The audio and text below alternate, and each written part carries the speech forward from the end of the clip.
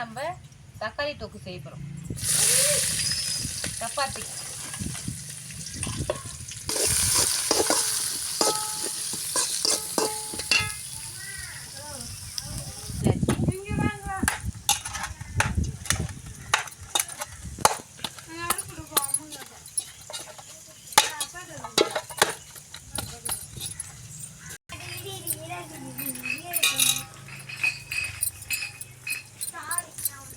இந்த மாங்காய் சின்ன சின்ன உருண்டையாக உருட்டினா தான் அந்த பூரிக்காக ரெடியாக மாட்டிருக்கு. அதான் உருட்டுறாங்க. பார்ப்போம் என்ன சமையல் செஞ்சு கொடுக்குறாங்கன்னு பார்ப்போம்.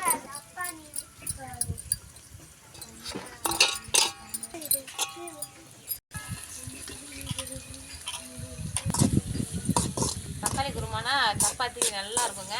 பசங்களும் விரும்பி சாப்பிடுவாங்க.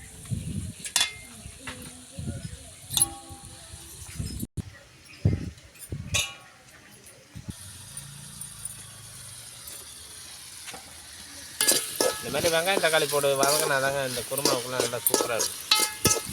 உப்பு போட்டுப்போம், நல்லா இது மசிஞ்சி வரும். உப்பு போட்டால் சீக்கிரம் நல்லா இது மசிஞ்சி வரும், நல்லா வதங்கும். இந்த பூரிக்கை குருமா 2 வகையில் வைக்கலாம். இது ஒரு முறையில் நாங்கள் காட்டுறோம். கம்மியாகவே வச்சு செய்யுங்க, அப்போ தான் நல்லாயிருக்கும். தக்காளி குருமா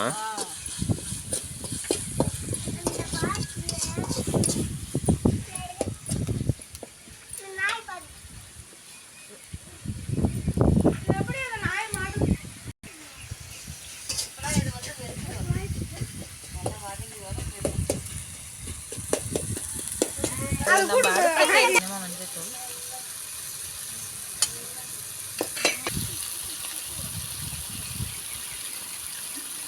சிக்கன் மசாலா கொஞ்சம், எந்த மசாலா இருந்தாலும் கரம் மசாலா போட்டு.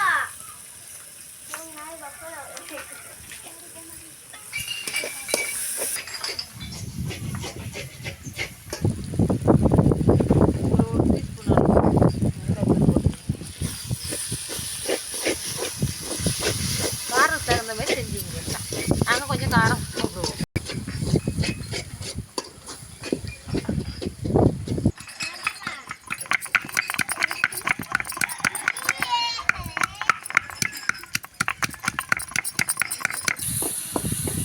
நிறைய வேணாம், கொஞ்சமாக ஒரு 1/2 டம்ளர்.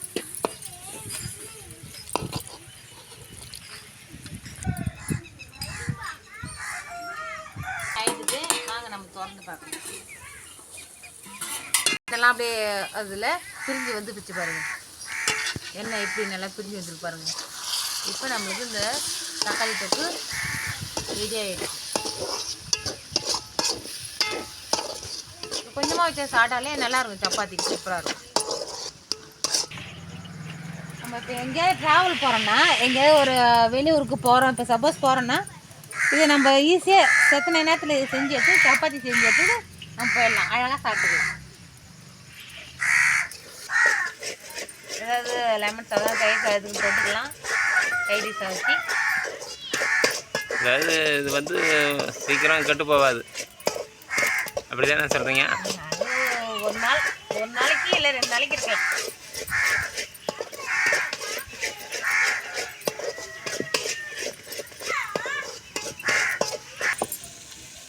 சூடாக போட்டு சாப்பிட வேண்டியதுதான், சூப்பராக இருக்கும்.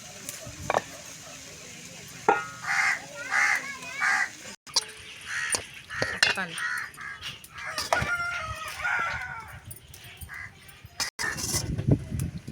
இப்போ நம்ம பகுட்டி வச்ச சப்பாத்தி அதில் போட்டுடலாம்.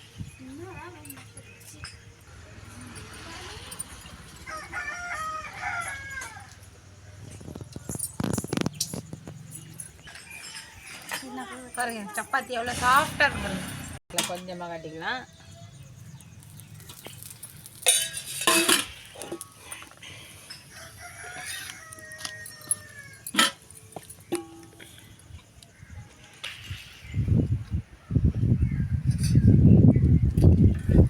நாங்கள் வந்து காலையிலே வந்துங்க சாப்பிட்டு சோய் பார்ப்போம்.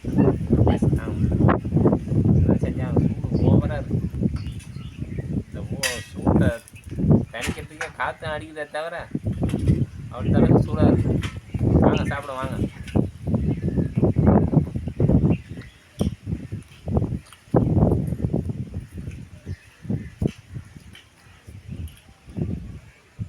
கறி குழம்பு மாதிரி இருங்க, சூப்பராக இருக்குது. நீங்களும் இதை போல் செஞ்சு பாருங்கள். எப்படி இருக்கு சொல்லுங்கள் கமெண்ட்டில். சப்ஸ்கிரைப் பண்ணிங்க.